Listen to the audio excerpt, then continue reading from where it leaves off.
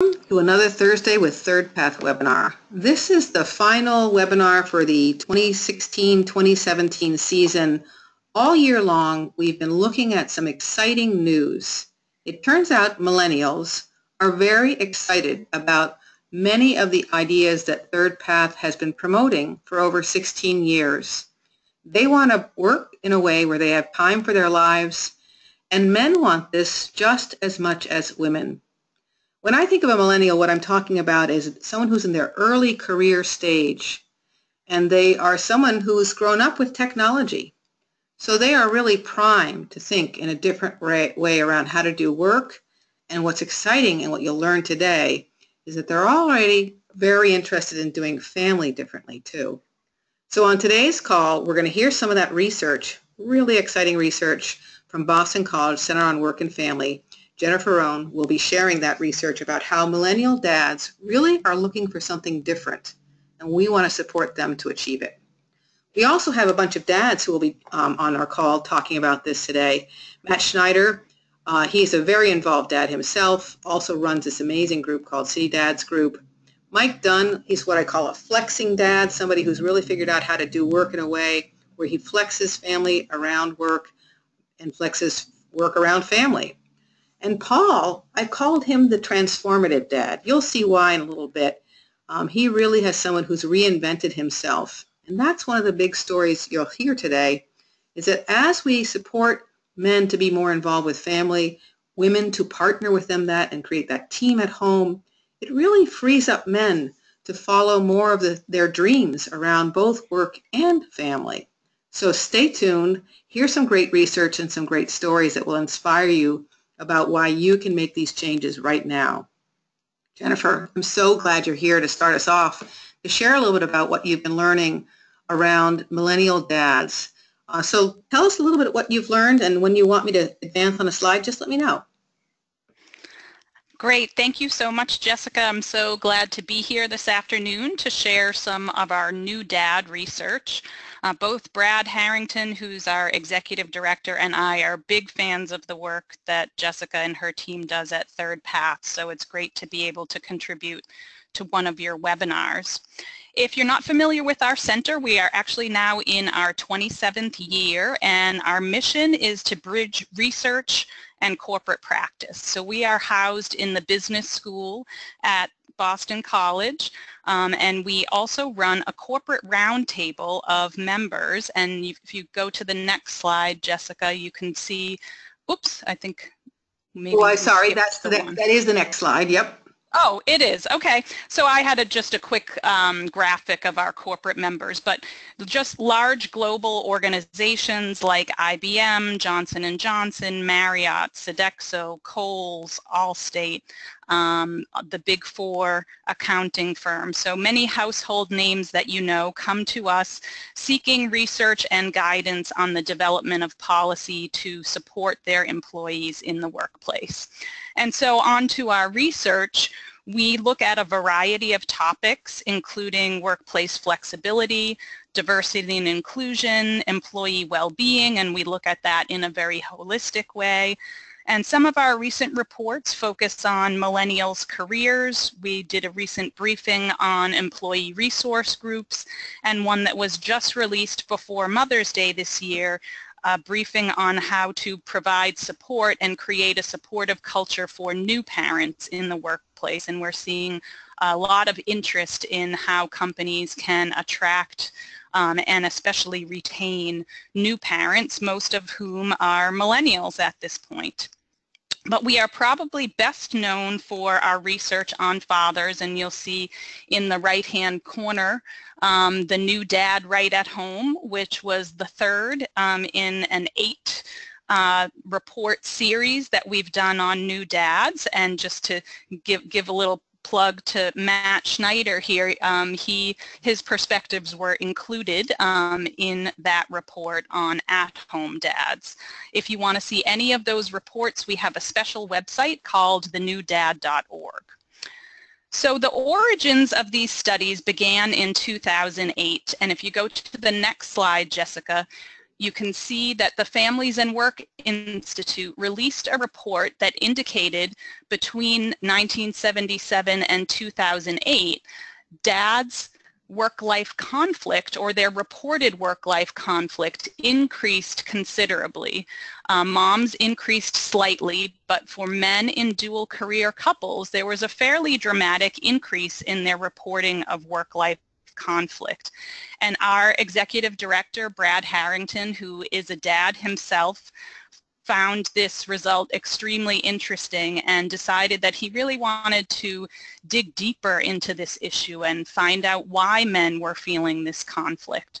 So we began this research series with a small qualitative study of about 30 dads that we published in 2010.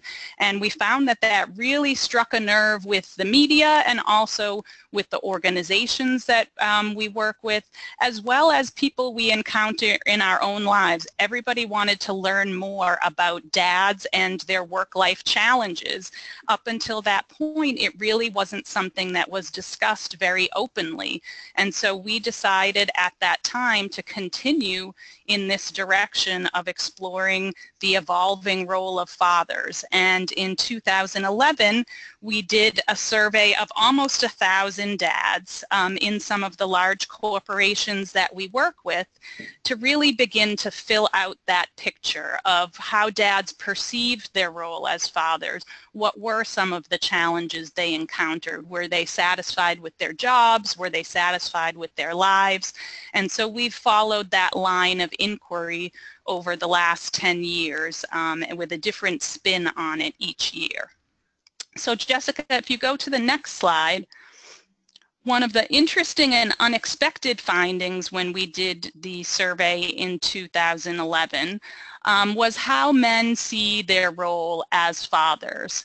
And I think when we went into this, we were expecting to see some more skewed results toward the top, where dad's role and his perspective on his role were more angled toward being a financial provider for the family. And what we found was really that almost 1,000 dads, and they were pretty much white-collar professionals who we surveyed in this study, found that their role was really a combination of caring for their child and earning money to meet their financial needs. So that surprised us and intrigued us, and we continued to look at this over the last 10 years.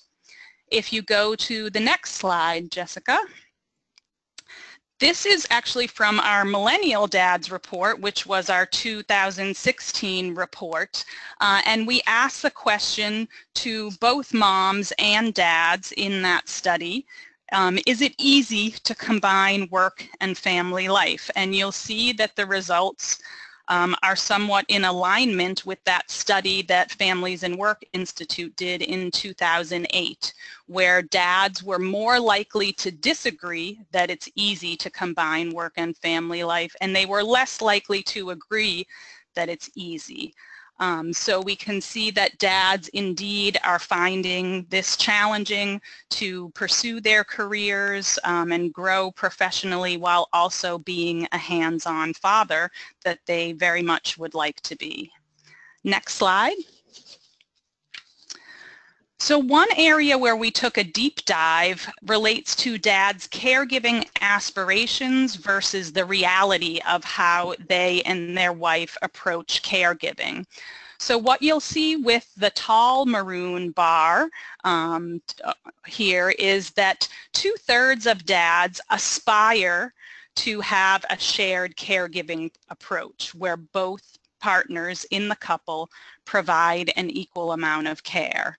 But if you look at which is represented by the gold bars, and that's the reality of the situation, we can see that in fact, in about 2/3 of families, the spouse, in most cases the woman, provides more care. So dads really have a desire to be an equal caregiver, but for a variety of reasons, which we tried to explore further, they were not able to do so. And most of them end up reverting to the more traditional gender roles where the wife provides the most caregiving in the family. And that I'm going to jump in for a second, is Sure. what we'll be looking at today, because as Jennifer knows, this is what ThirdPath has been exploring for way too long.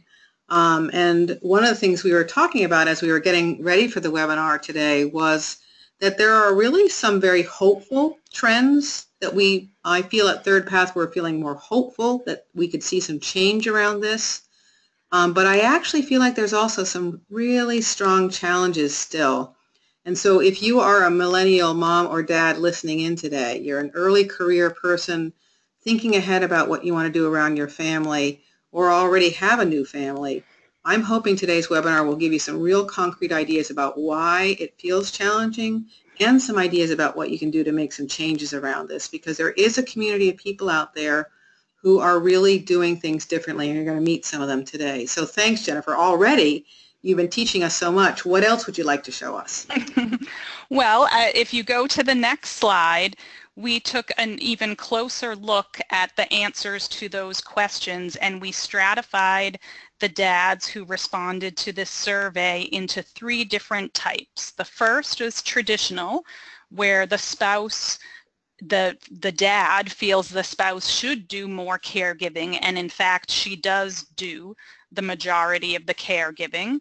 Then we have egalitarian dads who believe that caregiving should be divided 50-50, and in reality it is. They were able to achieve that goal with their spouse. And then the remaining group we called the conflicted dads, because their aspirations and their reality did not meet. So they believe that caregiving should be a 50-50 proposition, but in fact their spouse does more than they do. So we looked closer at those 3 types of dads and evaluated their responses to different questions related to job, career, and life satisfaction. So Jessica, if you go to the next slide, we'll look at job satisfaction first. And we were surprised to find in our analysis that the egalitarian dads were most positive about their job satisfaction. And I'll give you the one caveat to that, and that's in terms of achieving their goals for advancement and income. You probably won't be surprised to hear that the traditional dads were most positive. And you can understand that that's because they had a partner at home taking on the majority of the caregiving so that they could focus on their careers and forge ahead with advancement and higher earning potential. But when we look at overall job satisfaction, whether they feel like they're treated with respect at work, whether they feel like they're part of a team, a group that they work with, and their ability to combine work and personal life, you can see that the egalitarian dads really were ahead of the game here. And if you not only look at the kind of combined length of the bars here, but the gold portion of the bar indicates strongly agree. And so if you look, say, for instance, at the last one, it's easy to combine work and personal life. Those egalitarian dads really were twice as likely to strongly agree with that than the other 2 groups. And whether that's because they made a commitment with their spouse to have a shared caregiving approach and they feel comfortable with how they're balancing their work and life, or perhaps there are other reasons why that's the case. We were both surprised and pleased to find that the egalitarian dads were faring so well in terms of how they felt about their job. And you know what? Next slide. Well, let's talk about this for a second, because wow. Oh, sure. What's fascinating information. There's 2 things I want to underscore here. The one that you were just talking about, so we just had this, Pioneering Leader Summit, 60 men and women in the room, all of them professional careers, all of them following this integrated approach to work and life where they really figured out how to have work happen alongside family. And what we have seen over the years working with these integrated leaders is that what they're really doing is redefining leadership. And they're saying, I want to be able to move ahead in my career and have time for my life. And as a result, they're learning some skills around how to do that, both at work and at home. And what makes me think about that easy to combine work and personal life, that's what we saw with these integrated leaders. So they've really developed what we call 21st century skills, a better way to approach their work so they have time and energy for their lives. And so I think that's probably one of the reasons why you're seeing that is somebody who says, I want to have time for life, gets better, for example, at delegating and saying, I can't do it all, so I'm going to set up a really good team at work and be able to delegate to that team so that I have time for my life. And that's a way that you decrease the conflict, having good team and good delegation skills. Another way is that you and your partner work together and you think ahead. Hey, you know what, honey, next month's going to be crazy busy. Any way you can help out, or we can hire some more people because I'm just not going to be able to do what I normally do at home.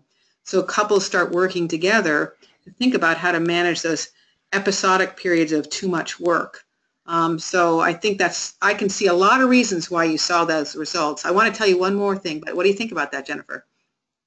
Yeah, I think you're spot on. I think being proactive and not feeling ambivalent about your role as an egalitarian dad, would enable you to approach your work and balancing your work and family in a different way. Yeah. Now you said one other thing that I think is one of the biggest challenges we still face. As I mentioned, today's going to be a day where we try to really encourage you that change is possible. We really can support millennial dads and moms that do things differently, but there are some obstacles. And the advancement and achievement one, organizations are still set up to really more likely reward someone who can always put work first. And that's what we're trying to change. I know that you guys are probably thinking about this. ThirdPath is definitely thinking about this, where we really need to think about career paths differently, leadership differently, families differently, the whole system in order for real change to happen. We'll circle back to this whole idea about how do families manage that conundrum that many organizations just reward people who put work first, and how do they handle that. So we'll come back to that a little bit later, but that's really good information that egalitarian dads look like they're pretty happy. That's good information. I'll put up the next slide. Great. Yeah, great. And then we'll look at life satisfaction as well. Right. And you can see once again here that on these indicators of life satisfaction, that the egalitarian dads came out in front. And one of the things that we're really focusing on this year in our own study, which we'll be releasing next week, is the conflicted dads. Because if you look at how they're responding to these questions, relative to the other two types of dads, they're quite unhappy. They're living a life that's not compatible with their ideals, and they're not able to achieve what they're looking for in either their professional or personal life. So being in that conflicted mode where you're having some dissonance between what you want and the way you're currently living is not a very comfortable place for these dads to be. So we're doing some work this year on how do we intervene and help those dads alleviate some of that conflict. But, just to summarize here, we were fascinated by the fact that the egalitarian dads did score so much higher on all of these indicators, and, it provided us with some food for thought on, how do we promote these types of relationships. And I think, Jessica has been working on this very issue for a number of years, and I'm really excited to hear today how some of the dads on the call are working on this in their own families. So Jessica, unless you have any other questions, I'm all set. Wonderful. Thank you for that excellent way to get this call started. With really very hopeful information and some real concrete research for us to be thinking about these issues. This is excellent. I look forward to your next study, too, on helping those conflicted dads. Wonderful. Well, what we've always talked about when we look at these issues around work-family balance, work-family integration, is that there's many factors that influence each family. And we use a mobile to illustrate that, because what happens is you can change one part of the mobile and it'll impact the rest of the mobile. So obviously cultural norms have a huge role, especially when it comes to kind of men's behavior in families. I refer to the leaders who followed this integrated approach 20 years ago as pioneers. They were really trying to do something different. When a man said, I want to work a 4-day work week 20 years ago, he was being very unusual. He was really breaking some very strong cultural norms. And you're going to hear today about how they got the courage to do that. But another huge factor is obviously the organization that you work in. I mentioned that some organizations really reward people who put work first, and that really plays out in a very strong way in family systems. And then it's a little bit about you and who you're married to or who you're partnered with, and how you want to imagine managing your caregiving needs. What we've really learned at ThirdPath is every family is different. Some people do want 50-50. Some people really just want a shared approach. Some people want a traditional approach, as you heard Jennifer talk about. And at ThirdPath, what we're really trying to do is help people think about how to identify what's most important to them as a family system and then work together to reach for that. And what we've learned is that the more that parents can kind of work as a team, the more success they have at pushing back at some of the things that might feel difficult to change. And obviously, money plays into all of this. As Jennifer mentioned, there are still reasons to believe that you will have a penalty assigned to you if you flex your hours or work reduced hours. And so family systems factor that in and try to say, well, how do I make sure we have our caregiving met, but also make sure we have our financial goals met in the solution that we develop. And that all of those different things have to work together, and each one can shift and influence the system. And that if we are going to narrow it down to 3 big things, we try to teach people that there's an opportunity. You can think about how to do your work differently to create time for family. There's an opportunity. You can think about how to do family differently and how you earn money and manage money to support your goals. And then you can look for that organization or that manager within an organization that really supports your goals. And so you have to put those 3 things together: how you approach your work, how you approach your family, and where you're working and how that influences your solution. And so we try to help people think about all that all together as they look for that preferred solution for their family system. But the truth is, in today's world, there are some big obstacles. So I've put a couple of them up here. When someone asks to work reduced hours so they have more time for their family, we know some dads, for example, who worked a 4-day work week when their baby was born. Many are afraid that maybe they'll be put on the parent track if they make that choice. Or as I've mentioned, some are afraid that they'll miss out on a promotion or bonus if they set limits around how much work they're doing. We've even been learning about in organizations that are chronically overworked and how these perpetuate gender norms. So all of this can make it very difficult for people, and especially for men, to try to do things differently when they want to create more time to be involved with their families. And that's probably why we're seeing some of those conflicted dads out there. They're probably encountering some of these challenges. So what we hope we'll do next is share some stories that inspire you that there are many routes to being an involved father, and that you're going to be meeting some of them today. So I'm going to introduce you to 2 people so far. Matt, I'm going to have you tell a little bit about your story in a second, and then Mike afterwards. Over time, as we go through this discussion, you'll hear that there's a variety of ways dads can become more involved at home, and there's no one right answer. The answer is the one that's right for you and your family system. When you hear Matt's story, you'll hear that he's an at-home dad, but you're also going to hear that as an at-home dad, he's really been an advocate for huge change in the world. So tell us a little bit about your journey, Matt. We want to hear what it looked like for you to create the right path for you around fatherhood. Thank you, Jessica, for having me on, and thank you, Jennifer. I can't wait for your next report. I eagerly await. One of my favorite things about June is that you guys are going to be releasing your next report, and I think it's spot on in where we are in the conversation. For me, my wife and I, we started talking about how we wanted our relationship and our life to look before we got married. Both of us had at-home moms for a good portion of our childhoods, and we both wanted that for our family. We were pretty sure that that would be me as we got married and decided to have kids. And I adjusted my career accordingly even before we had kids. I thought entering a career in education, becoming a teacher, might be a family-friendly career that I could find a way to be the dad that I wanted to be and work in a way that I wanted to be. But when we finally did have kids, after a year being away from my school environment, I decided I wasn't able to go back to work and be the dad that we needed me to be at home. So nearly 12 years later, it'll be 12 years in July. My oldest, Max, is turning 12 in July. I have been at home, and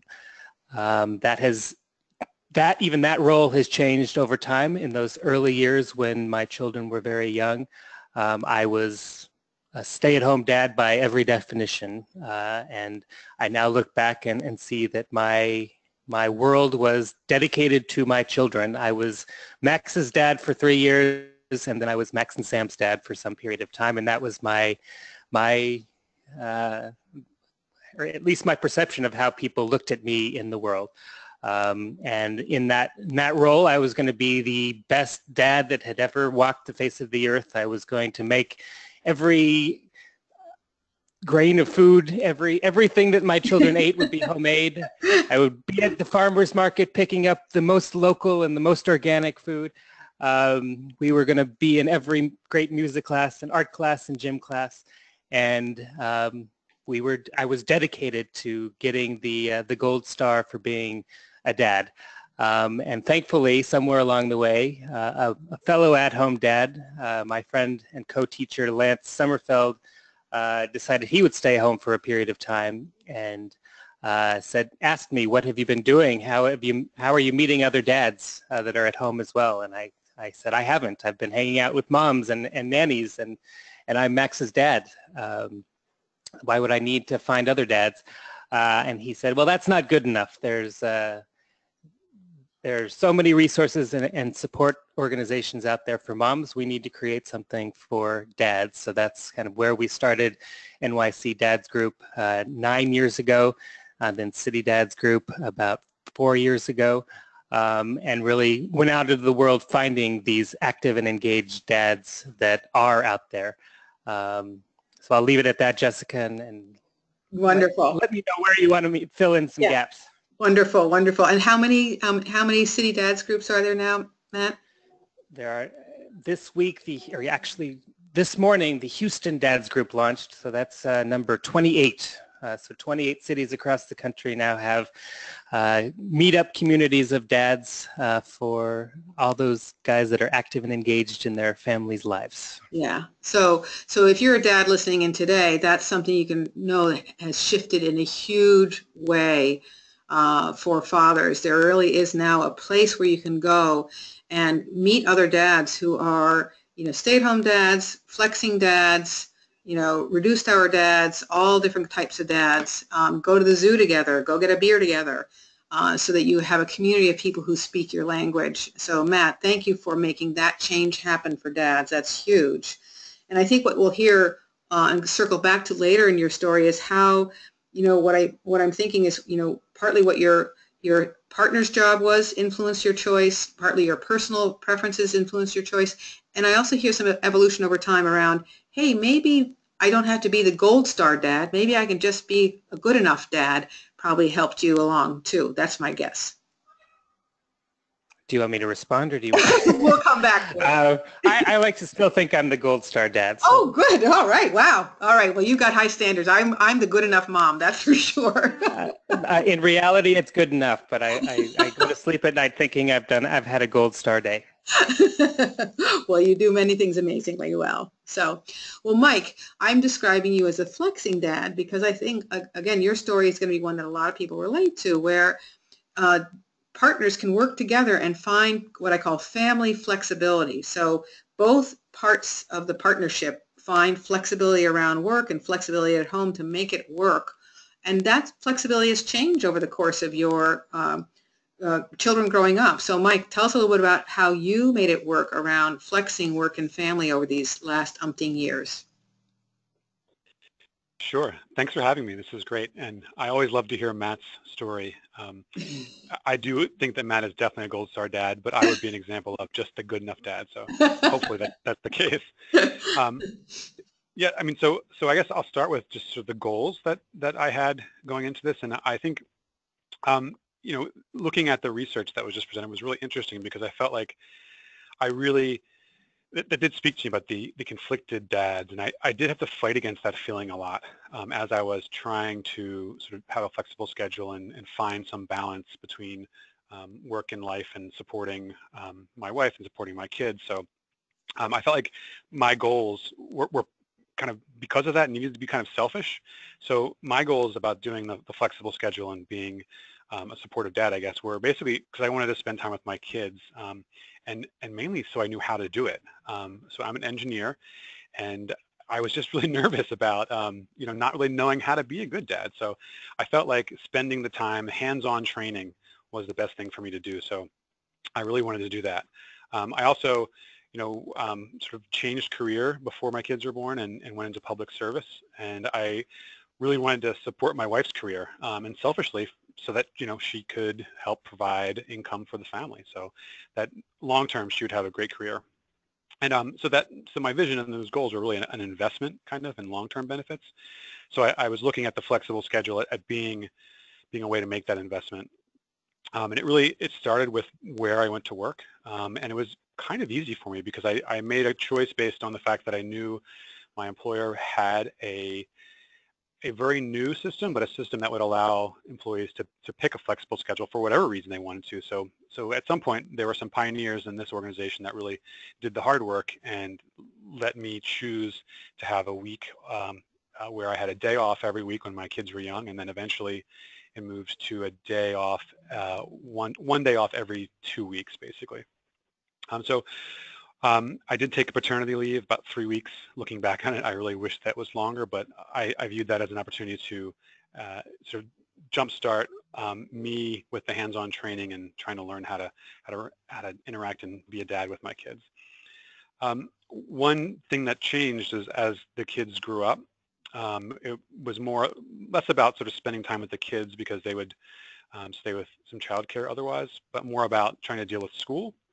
So that's where I actually got to step up a little bit more, where then it became, you know, more focus on just the mornings and afternoon pickups and emergencies. And luckily, I was really close to their school and I was really close to my work. So to support my wife, who had a longer commute and actually more sort of difficult hours to be flexible on, I made it my goal to sort of focus my flexibility both in terms of a day a week, but also in terms of making sure that I could be free on mornings and afternoons.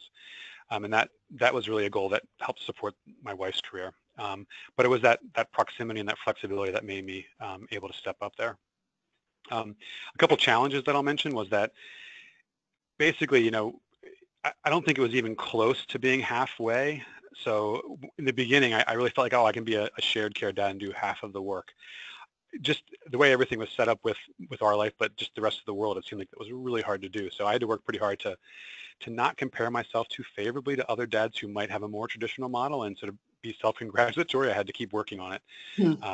And one example there was just that I was the person who was supposed to be around for emergencies, but I will tell you that school nurses will always call the mom.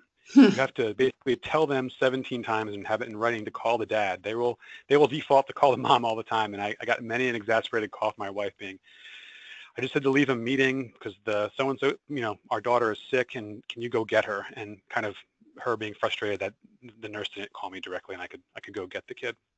So that was one thing. And I think over time we worked at our schedules pretty hard. So I think ThirdPath has a schedule tool, a little grid that allows you to sort of look at each day, look at each hour, and who's going to be in charge of various kid duties, pickups, drop-offs, emergencies, things like that. And that's something that without that kind of tool, I would have never been able to do it. And now we've turned that tool, which was a piece of paper, into a giant whiteboard on our wall where we can see what's needed, and then each week we sort of have a grid, so that way I can just decide how to be flexible with my hours in order to make sure that there's coverage for each of the days.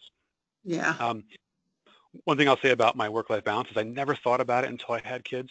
I just worked as much as I could possibly work, and I kind of wish I had thought about work-life balance before I had kids, just to do things that would be fun and, you know, hobbies and activities. And I'm looking forward to, as the kids get even older and into school more, I'm trying to expand some personal hobbies. I'm trying to learn how to surf, and I also see my parents aging a bit, and so I'm hoping to use these skills eventually for sort of helping to take care of them when they need it, if they need it. Yeah. Wonderful, Mike. Wow. So what a great example of this group that you're part of. We call it a whole life leaders group. And that's exactly the message, is that we really believe future leaders can live a whole life. They don't have to just put work first. They can be surfers and leaders. They can be elder caregivers and leaders. They can be dads and leaders.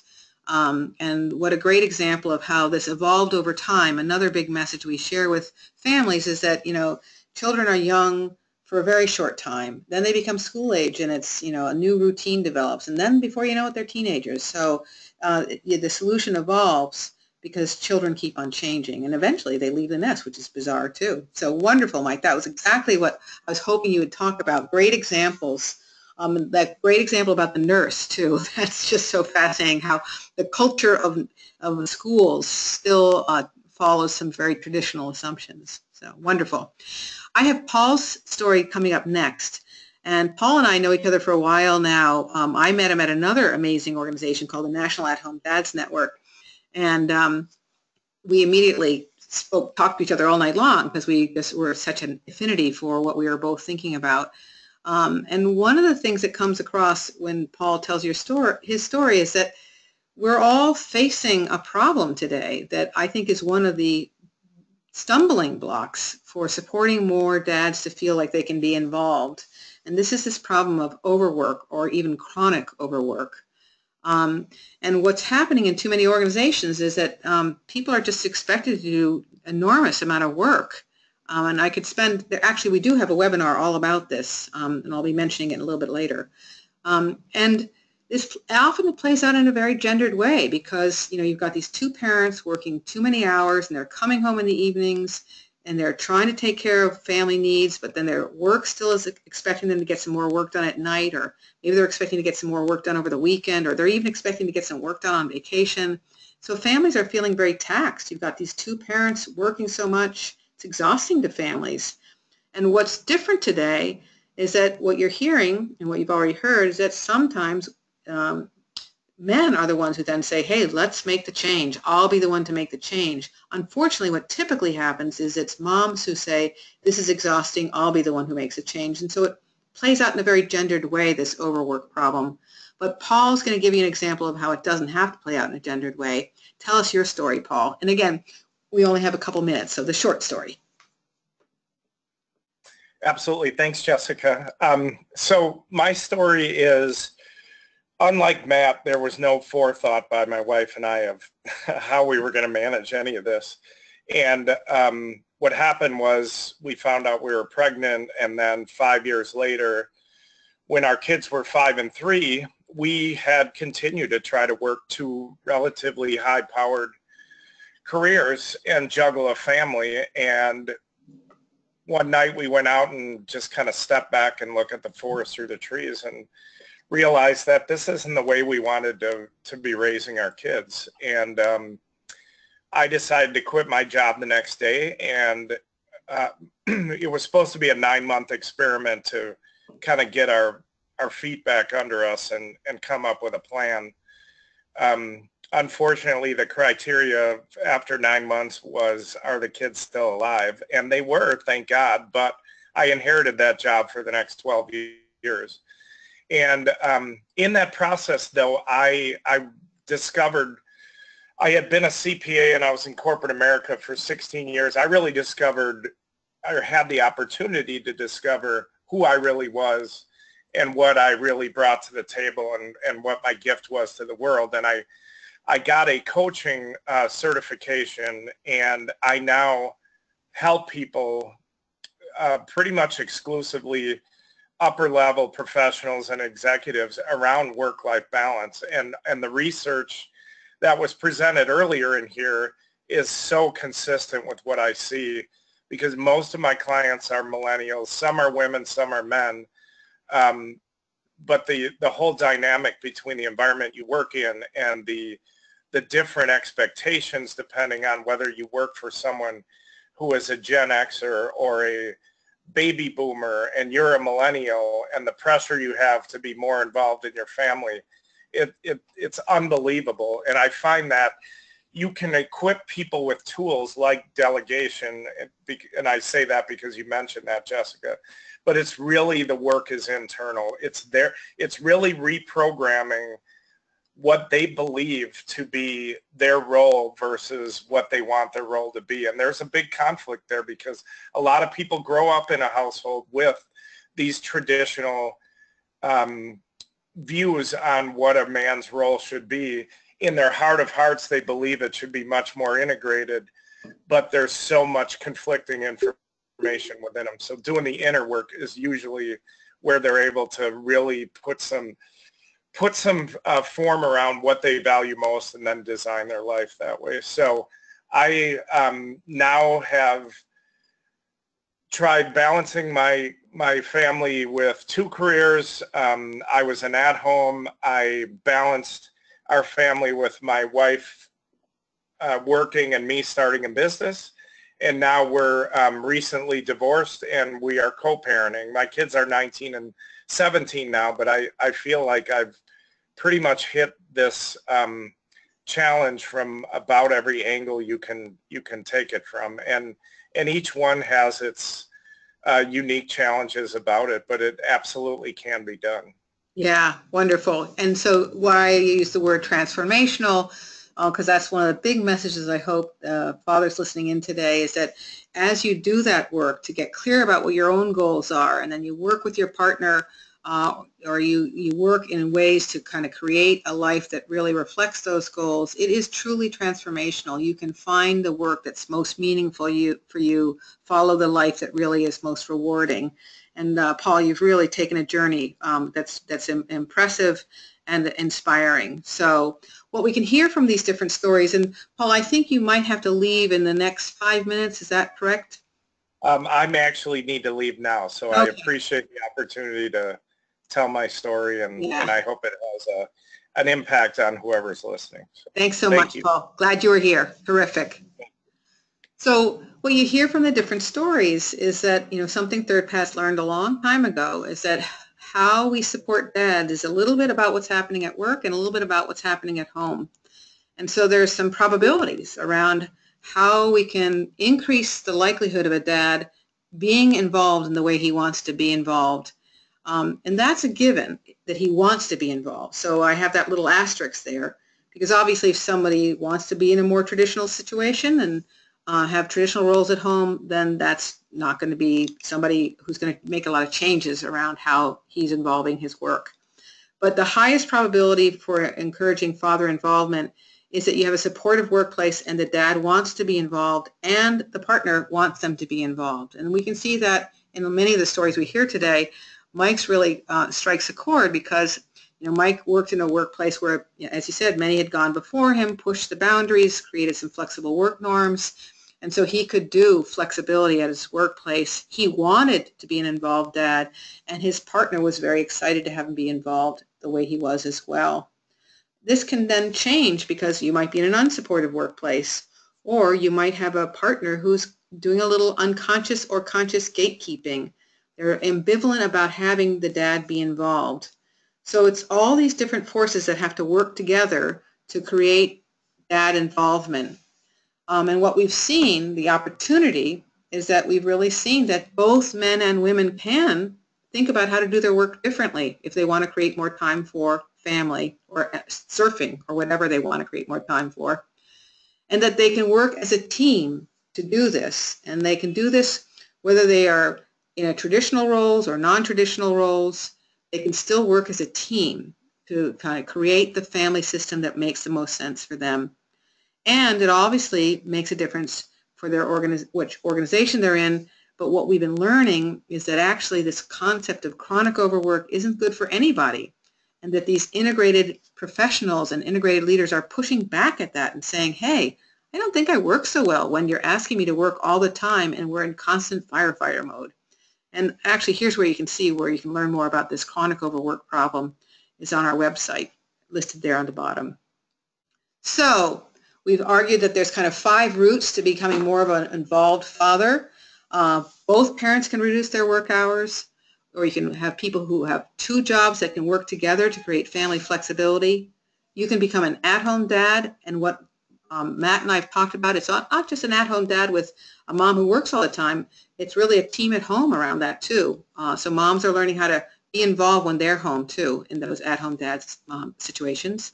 Or you can be an entrepreneurial dad. That's what Paul basically evolved into, is a dad who really started his own business that really was true to his heart of what he wanted to do.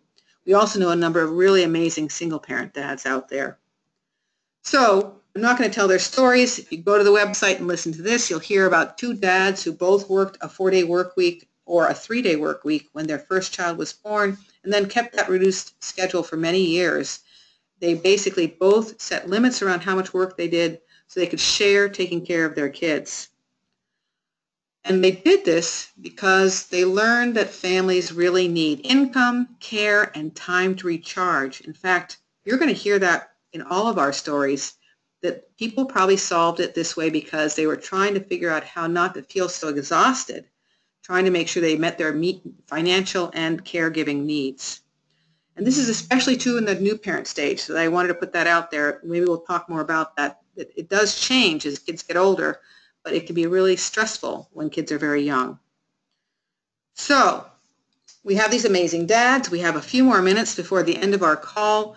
So I wanted to give us a chance to talk a little bit about some of these barriers, some of these opportunities for change. You know, we've talked about how maybe, you know, having some time alone with the kids is a critical ingredient to becoming a more involved dad. Having a paternity leave is important. Having a supportive partner. Having someone who was a role model for you. Maybe I'll start with Mike. When you think about, you know, some of those things that helped you reach for this goal, you know, what role did your partner play in helping that happen, or a role model? How much of a difference did it make to take that paternity leave or have that one-on-one time with your child? Did that really help you? Tell us a little bit about what were some of the things that really made it more possible for you to do what you did. 2 things. I think one was that I would say that I got an incredible amount of support from my wife, so much so that it would not even be classified as support, and it would be something like she really, really wanted me to do it and felt like it was very important. So Yeah. I grew up in a pretty traditional family, and she did as well, but about halfway through her childhood, her mother went back to college, got a college degree, and went on to get her PhD and became a professor at the University of Pennsylvania. And so there was not only a role model there for her, but for me as well, because I kind of watched it happen as we started to date. And I think she basically wanted to make sure that I was, as we were starting our family life together, that I was on board with the idea that it was not, I was not about to walk into a traditional sort of 1950s relationship. And I think, you know, that was something I was also interested in. Yeah. So, and when I got to work, I was able to see that not every manager that I had was supportive, but there was an official flexible policy, and I was sort of crafty enough that I was able to identify the managers that I did not want to work for, and pick a few that I saw either experimenting or doing a pretty good job with their own flexibility, and work for them and not get trapped in a bad relationship with a manager. Yeah. Yeah, those are great tips. So that team at home, really starting that conversation early about how we can be in this as a team together, and picking the right manager. I can't tell you how many times I say that both those things to people. Those are great takeaways, Mike. Matt, what helped you guys? What were some opportunities or ways that really helped get you started in the right direction? And then if you want to talk about maybe an obstacle that you still see out there that we want to warn dads about. I think, I mean, it is just, the opportunity has been to really be a partner with my wife, and you mentioned it on the last slide. I think that the at-home dad, working mom model, or the I'll leave it at that. It is closer to a parenting partnership than the reverse, I think, in a lot of cases, because moms are not okay with being in any kind of traditional role of not being involved in their children's lives. So my wife comes home, she is actively engaged immediately with the kids and what's going on in their lives. She knows all their teachers, she knows all their friends, and there's nothing that she's not a part of. There's no decisions that she's not a part of. And I think as we move forward, we have a lot to learn from these kinds of relationships, because working moms, I think, can teach working dads a lot. So I think there's a lot of opportunity there to learn. I think the obstacle that I don't think I've necessarily faced, but I think the at-home dads we're meeting around the country are still facing is the cultural divide.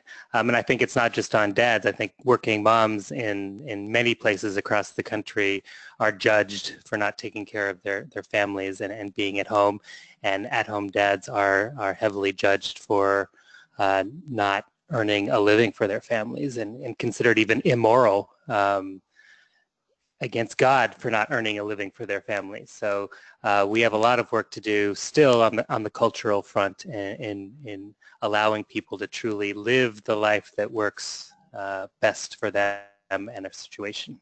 Yeah, thank you. I mean, I joke that 16 years into working on this problem, the best skill I learned was patience, because we really are talking about enormous sea change of ideas about how men and women can do things differently, about how leadership can be done differently. But I think what we're all seeing, and what Jennifer's slide showed us, is that this is going to perhaps bring us to happier lives too, both for women and for men. So I'm watching the clock, and I'm going to probably put a couple more slides up just so we can make sure we get to the 2 o'clock hour. Having seen them, here's some summary things that we've learned about what's going to really help a dad really to find that time, taking that paternity leave, having that one-on-one time. Have you heard me say it enough? Having a supportive partner, finding some role models. ThirdPath would love to introduce you to some of these dads. They'd be happy to meet you and talk to you and support you to think about this. It's a community of dads who really want to help you think about these ideas. And that, parents really working as a team, setting limits around work time so they have energy for family and for themselves as a couple. And I love the last one, holding each other gently accountable around their priorities. We can all get off track a little bit. Work pulls us too much in one direction, or life pulls us another direction. And so it's holding each other gently accountable about what your big goals are as a family. Bottom line, the majority of us are going to become parents. We're going to always do family very diverse. It's going to change over time, but all of us can learn how to really approach it as a team. And whether or not you're a parent, you can learn how to do flexibility in a smart way and set thoughtful limits around how much work you can handle or how much life you can handle. And what we've learned is when people learn these integration skills and learn this approach, they can keep on using this across the life cycle. So, bottom line, I wanted to make sure we got this slide up. We need to stop blaming dads for not being involved with family, and we need to better understand that there's some obstacles. Traditional workplaces, outdated assumptions in our culture, outdated assumptions sometimes even in our homes. But we can change those. We can do it differently. And one big way, create that team at home, find some pioneering men who are doing it differently. What's one last word of advice you might have? I'm going to first maybe ask Jennifer, what's a thought or advice you'd have for some young dads or planning to become a dad? And maybe I'll ask Mike and then Matt for their last word of advice as I put up our last slide. Jennifer, what's a last word of advice you have? So I think it somewhat mirrors what you were talking about, the whole spectrum of options that are available to families. I had a reporter recently ask me about the study that I shared with you today and said, well, shouldn't we all eventually become egalitarian dads. And it made me pause for a minute, because I think what my goal is, and I think what we're really trying to achieve, is respect for and acceptance of the whole spectrum of options that a family can choose. There may be some families where the traditional model works great. The mom really wants to stay at home and the dad really wants to forge ahead in his career, and you don't want that to be stigmatized, just as you wouldn't want the at-home dad working mom model to be stigmatized. So I think just a greater acceptance that each family should work together as a couple to choose what works best for them.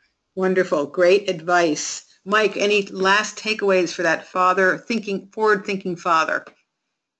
Just jumping off that last, be authentic. I don't think I would have been a really good stay-at-home dad, but I've seen people who have done an amazing job. And likewise, I don't think I would have been a very good sort of traditional dad. So I think if you can feel confident in your own choices and your partner sort of believes in that and you're confident in their choices, then follow the path and just make it work. Yeah. It's an ongoing process too. We're never quite finished. There's always a new thing we have to learn. Matt, a last takeaway. I said this at the Pioneering Leaders Summit, but I think we need to change our language and push even further and stop talking about involved dads. I think involved has this sort of peripheral feeling that we're there when we're needed, but I continue to use the words active and engaged dads as kind of those ones at that egalitarian level where they're not only ready, willing, and able to do what needs to be done, but they're also in planning and executing mode and thinking about what needs to get done. Oh, I love that. I thank you for saying it again. Now that I'm not busy thinking about 6 other things like I was at the summit, I'm going to hold on to that description. Well, wonderful. And we do have some resources for dads who want to take the next step, or moms who want to think about these issues, or people who are planning ahead around families. So please take advantage of those resources. Hey, thanks everybody for another wonderful Thursday with Third Path webinar. Once I stop the recording, we'll stick around and see if anybody has any questions. But I really want to thank you everybody for a great conversation today.